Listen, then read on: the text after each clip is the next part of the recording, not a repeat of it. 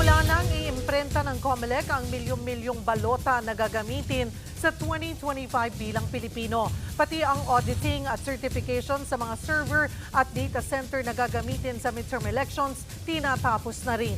Nasa frontline ng balitang yan, Simon Gualvez.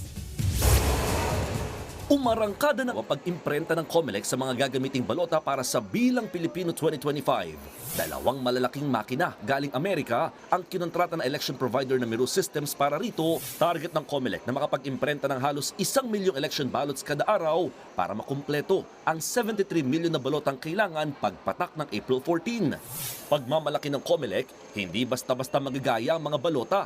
Merong mga naka-embed, lalo na sa machine, na mga security markings.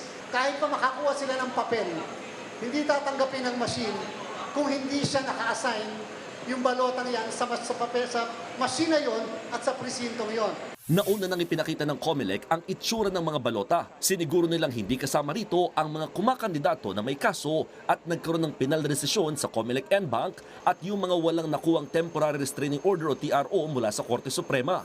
Bago ito, sumalang din ang lahat ng servers at data centers ng COMELEC sa audit bilang bahagi pa rin ng international certification process. Kabilang sa inaudit ang sinasabing pagdadalhan ng resulta ng botohan. Nangunguna sa pagsusuri ang kumpanyang Pro-VNV mula Estados Unidos. Pangatlong beses na nilang hinawakan ang electoral system ng Pilipinas. Pero aminado silang may mga pagbabago silang dapat tignan sa ngayon. The ACM this time has two different modes of voting.